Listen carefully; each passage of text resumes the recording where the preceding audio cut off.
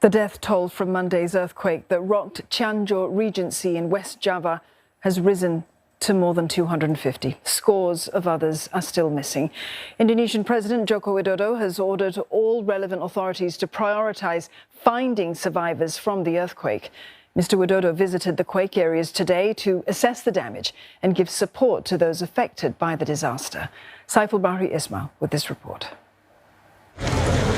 Mr. Widodo chose to arrive in Cianjur by road to ensure that areas which have been shut due to landslides are accessible again. He instructed authorities to make sure that relief such as food, medical supplies and other basic needs get delivered to the victims as soon as possible. The Indonesian president said the government would hand out compensation to victims and their families whose homes were damaged by the earthquake.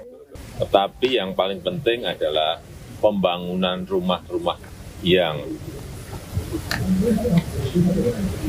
terkena gempa bumi ini diwajibkan untuk memakai standar bangunan yang anti gempa oleh Menteri PUPR. Karena tadi disampaikan oleh BMKG bahwa gempa ini adalah gempa 20 tahunan. Sehingga pembangunan rumahnya kita arahkan untuk yang rumah anti gempa. Victims whose homes were badly damaged will receive 50 million rupiah or about $3,000 US. Authorities said more than 58,000 people had been evacuated and at least 6,500 houses were badly damaged. Mr. Widodo also visited victims at the evacuation center. He ordered authorities to set up enough emergency medical tents so that injured patients can receive treatment. More than 24 hours after the quake struck, emergency workers were racing to pull victims from the rubble of buildings and clear areas cut off by landslides. Officials said dozens were still missing. The local government has issued an earthquake emergency response status in Cianjur district for 30 days beginning on Monday.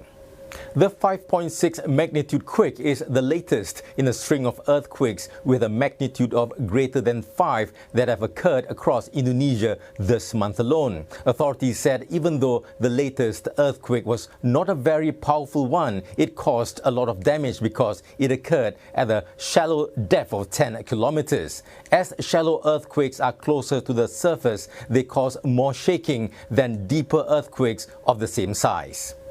Saiful Bahri Ismail, CNA, Jakarta.